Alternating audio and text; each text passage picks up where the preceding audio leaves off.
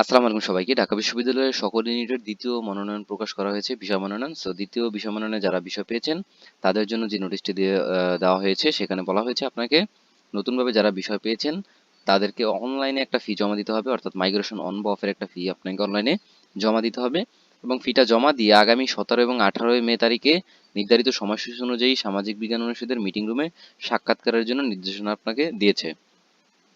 এবং আরেকটি নির্দেশনা হচ্ছে, যারা ইতিমধ্যে যে সকল প্রার্থী মূল একাডেমিক ট্রান্সক্রিপ্ট বিনা ফিসে জমা দিয়েছেন এবং অটো মাইগ্রেশনের মাধ্যমে নতুন বিষয় মনোনয়ন পেয়েছে, তাদের উক্ত সাক্ষাৎকারে উপস্থিত হওয়ার প্রয়োজন নাই। অর্থাৎ যারা একবার সাক্ষাৎকার দিয়েছেন এবং বিষয়ে মনোনয়ন পেয়েছেন তাদের সেখানে উপস্থিত হওয়ার প্রয়োজন নেই। তো এখানে 17 তারিখ, আগামী 17/2024 তারিখ শুক্রবার যারা মানবিকের শিক্ষার্থী রয়েছেন, যারা দ্বিতীয় মাইগ্রেশনে বা দ্বিতীয় মনোনয়নে বিষয় পেয়েছেন, তারা 9টা থেকে 10টা 30-এর মধ্যে ভাইভাতে যাবেন এবং বিজ্ঞানের যারা নতুন বিষয় মনোনয়ন পেয়েছেন তারা যাবেন। ব্যবসা শাখারও সেম। ব্যবসা শাখার ক্ষেত্রেও যারা নতুন বিষয় মনোনয়ন পেয়েছেন তারা সবাই যাবেন।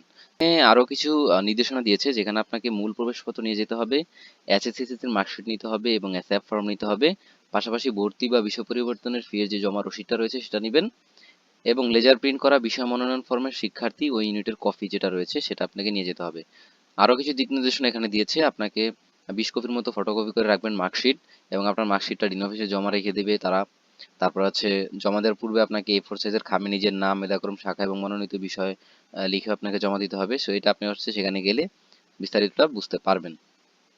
এই ছিল যারা নতুন করে বি ইউনিটে বিষয় পেয়েছেন বা দ্বিতীয় মাইগ্রেশনে বিষয় পেয়েছেন তারা, তাদের ভাইবার যে ডেটটা।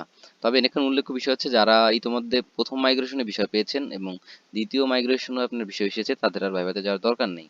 দ্বিতীয় মাইগ্রেশনে বা এই দ্বিতীয় ভাইভাতে যারা কারা যাবেন, যারা শুধুমাত্র দ্বিতীয় মনোনয়নেই বিষয় পেয়েছেন। ওকে, আশা করছি বিষয়টা আপনাদের কাছে ক্লিয়ার। যদি কোনো প্রশ্ন থাকে তারপরে এই বিষয়ে, তাহলে অবশ্যই কমেন্ট সেকশনে জানাবেন। আমি অ্যান্সার দেওয়ার ট্রাই করব। এবং যদি ভিডিওর মাধ্যমে আপনি উপকৃত হয়ে থাকেন তাহলে অবশ্যই ভিডিওতে লাইক এবং সাবস্ক্রাইব করবেন। সেই আপনাদের কাছে অনুরোধ। থ্যাংক ইউ সবাইকে।